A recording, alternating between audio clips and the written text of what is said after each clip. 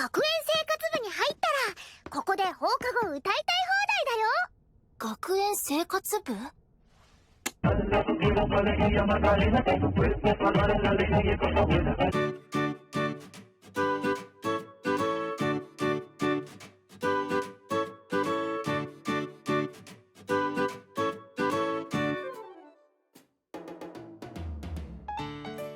Zombies!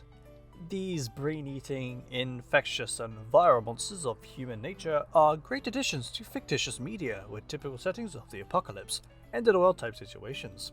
From settings of action-packed, brain-bursting brutality to a simple act of comedy, of such scenarios of Zombieland to Shaun of the Dead respectively. Or if you really want us to be special, flip the script on its head, swap around the arms and legs and write a story about some dude performing necromancy and turn into the zombies he rose into idols. Like with the anime Zombieland saga, which by the way does not have any affiliation with the film Zombieland, which also has nothing to do with the same name of an album by Mega, which I only learned while writing the script. And like the previous mention of anime, this isn't an exception to getting the zombie treatment, with definitely the most popular example you can pull out from the brain bag is High School of the Dead, which admittedly isn't a great example to grab with itself trying to be taken seriously, while featuring the anime classic of fan service to its full absurdity. And hey, that could be your thing, but your fun might just be quick-lived, as it would be admittedly better to just watch porn. But look, if you want a good zombie anime to keep your decaying brain of yours interested with the term good being subjected to bias, may I recommend you School Live? School Live? I don't know, I just call it Gakkou Gurashi, it saves you getting in an English pronunciation argument. School Live. While the premise read to you as high schoolers living at their school in a zombie apocalypse outbreak may seem typical and cliche to you, trust me, I can make this interesting. Just listen.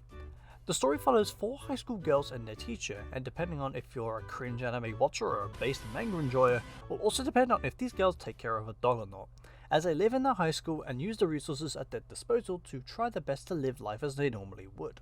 These characters in question being Yuki Takeya, Kurumi Ebisuzawa, Yuri Wakasa, and Miki Naoki, with Megumi Sakura being their teacher and, depending on the material of choice, the dog Tarumaru, who admittedly doesn't appear in the manga that much.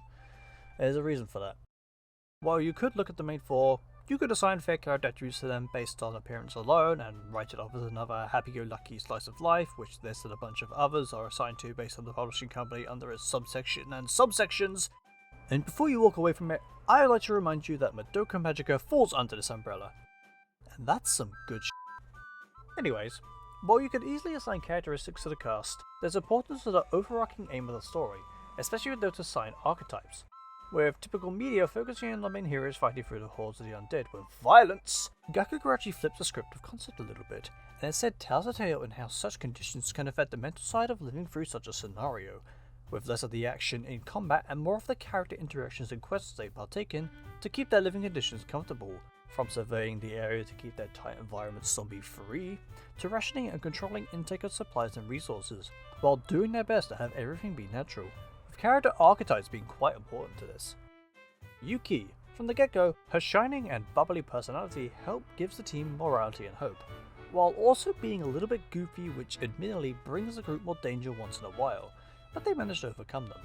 Kurumi is the laid-back but careful athletic defense of the squad, keeping them all safe with surveying the surrounding zombie-infested areas and taking down any intruding dead brains with a trusted shovel. Yuri is like the mother of the group, stern but caring for the others as she keeps an eye on the others' use of resources, keeping notes on what is needed for their survival and cooking their meals. Miki is an odd one out kind of character. Whilst looking annoyed at pretty much everything, especially towards the group's antics, she slowly warms up to the rest to be kind and caring, doing her best to support the group however she can. These 4, with their skills and personalities, make up the school living club, and with each other by their sides, they'll take on whatever the zombie apocalypse throws at them, with the many situations they've involved themselves with. Oh, and their teacher Megumi as well. They obviously need to get an education during this as well. They're still at school anyway, while also being a very crucial member of the club, helping out Yuki a lot. A lot of people don't see that. I wonder why. While this on its own makes it different from a lot of the zombie media, focusing on the girls pushes through survival with the mental struggles and effects this takes on them, there is one important factor that changes a lot of how the girls must fight on. Yuki is delusional. Like, not even as a joke here, she is just delusional in the head, man. After an event that really took a toll on her when she wasn't doing too well to begin with, something in her brain must have thrown in a panic plan B, because after a while, she began to see the world entirely differently. Like nothing ever happened. Classes still happened, her classmates and teachers still there, hallways bright as always, everything was okay. In reality, classes? None. Classmates and teachers? Dead. Hallways broken and dulled out to shit. Even the zombies passing by outside she just sees as fellow students of the school. And like one's perception on a research test, she saw everything completely differently. And with that conundrum throws another crowbar into the group and their survival, as they have to deal with living, resources, environment, a dog, and each other's conditions, all while trying to do their best to protect a fellow student who will see a zombie classmate trying to attack her as someone who just wants to give her a high five. God. Oh yeah, while their fellow teacher does her best to support the girls, help out, and still try her best to educate them despite the gloom reality they are all placed in. However, in a positive light, Megu-nee is always there to help out Yuki from the tough situations where her mind wanders to something differently entirely. Like she knows, dead on, how Yuki's mind works during this, in situations where the rest of the group are unable to really help out that much. And because of each of the girls having their own personalities, and dealing with such an unintentionally difficult member of the group, leads to conflict. For context to how this all started, Yuki, Kurumi, Yuri and Megu-nee were the ones at the school when the world went to shit, with them then starting the group called the School Living Club, to help bring hope and positivity back to the group, especially to Yuki. During this time, Miki was actually out of the school with her friend at the mall, in which they got caught in this as well and had to hide out in the mall, in which things got more tense, her friend left safety, and then she was luckily rescued by the club during a trip to gather more resources. And if you watch the anime exclusively, this is where the club discovered Toromura as well, who was hiding out there with Miki. Miki was saved and her friend was unfortunately nowhere to be found. And this is where tensions and mentality come into play, as Miki is confused, concerned, and not liking the atmosphere perceived by the club during times of, well, zombies. And she especially does not see eye to eye on the way they treat Yuki, feeling like they play into her delusions more than they should, as she should really see for what the world actually is. And as these mentalities and perceptions are present and expressed, is where things could turn out for the worse. With Miki and Yuri not seeing eye to eye on Yuki's treatment, while not fully aware of each other's and everyone else's struggles during this time. And this is only scratching the surface of what the anime covers as more grief and struggles are thrown onto the club, from fighting nightmares they would never wished for, the contemplations of taking sacrifices for the safety of the group, and accepting loss, as all of these slowly affect the group's mentality with much more to come. And that's only for the single season of the anime. The manga on the other hand takes it much more head on, with shit like more loss, reliving trauma with more delusions, accepting who you really are, and it goes on and on as just much more just unfolds volume after volume. With such incredible art and manga panels done by Chiba Satoru, and this stuff is incredible. Like, the story might not be your thing, but you cannot deny that the art really makes up for it, setting up for a mix of cutesy with apocalyptic danger. Gakkou Gurashi is really one of those like series I really enjoy. I've seen the anime a good few times with friends, I've read the mangas. Like, I own like all the mangas, like right the ones that like currently localized, like I own all of them. Like, I fucking love this series so much, it's insane. Like, the story can just be hit or miss, like a lot of the time, especially towards the end, but it makes up for it for the art. The art in this is so good, and it gets so much better across the other mangas, like, honestly.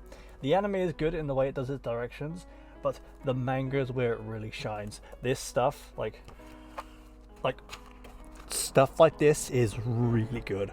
Oh my god, it is so good. Even from like the same volume, there's like some really good stuff in there. It's so good, and it gets so much better. And then stuff from like volume 5, this is some really good shit. It is some really good shit. Look at that. Look at that. That is so good. That is so good. The art as well. Love this series so much. I did what I could to not majorly spoil what happens in this entire story, because it's best to live it rather than me telling you.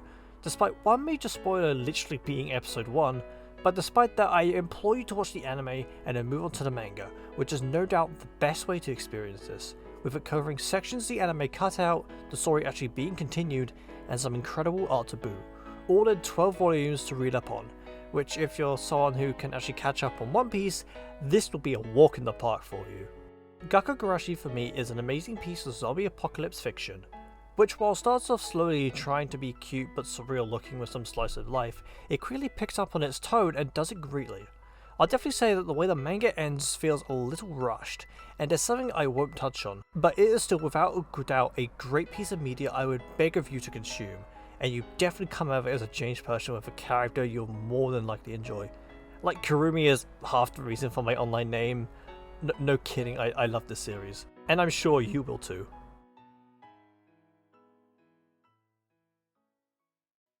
Hey, it's been a while, huh?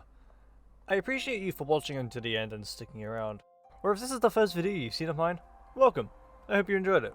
I don't really do anime videos often, but it's something I would like to branch out to do more of eventually, alongside manga on top of some of the videos and games I've done previously. So I hope this is something I can actually continue doing. I know it's been a long while since I put up a video of mine, but if you want to know more to why that's the case, you can see my previous video up in the card. But anyways, if you like what I'm doing, consider sending some support on Ko-fi. It's all 100% optional, by the way. It's just a way to send some personal support while I don't make a buck off YouTube. Today I'd like to give a special thanks to Jonesy from Fortnite, who asks for some audio. Yeah, it's me, the Fortnite King. You know me, Mr. Worldwide Sensation, Jonesy McJonesy. Join my party and let's get this victory royale. God.